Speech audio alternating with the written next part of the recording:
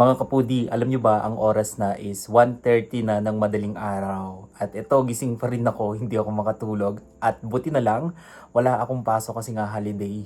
Holiday ngayon, Baylor Day o Araw ng Kagitingan. And yun, nagugutom ako guys. Meron kasi ako nakita sa TikTok na trending ngayon.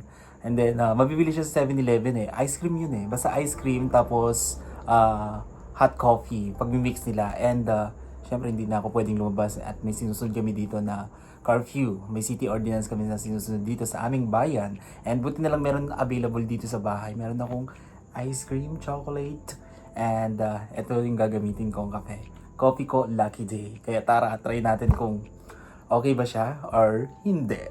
So, papainit ko muna tong coffee ko, Lucky Day. So, tayo niyo ako.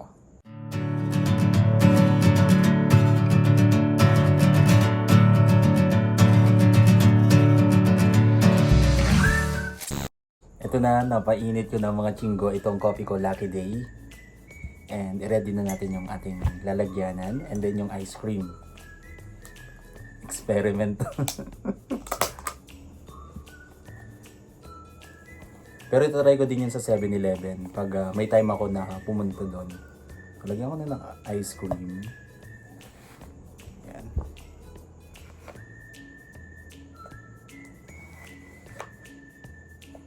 Ooh.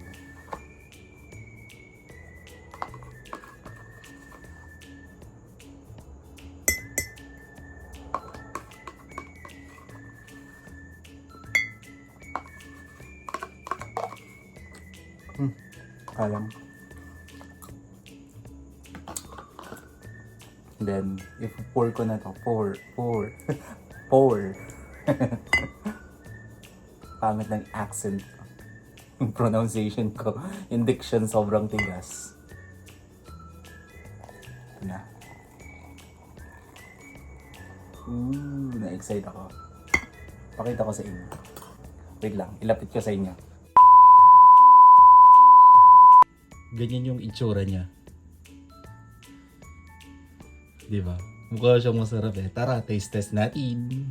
Halo-haluin natin. Ito na. Ako palang gumawa ng ganito. Ibang version naman. Mukha siyang masarap.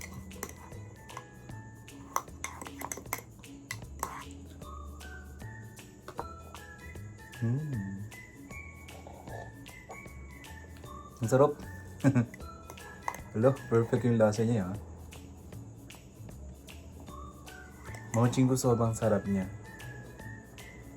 Mga kapudi.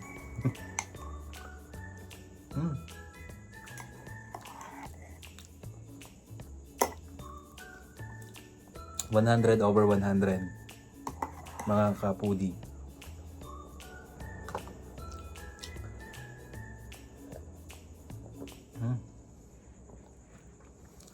Gusto nyo? Try nyo. Sarap. Approve sa akin. Try nyo na to guys. Sigurado ako magugustuhan nyo din yung lasa nito. Approve na approve.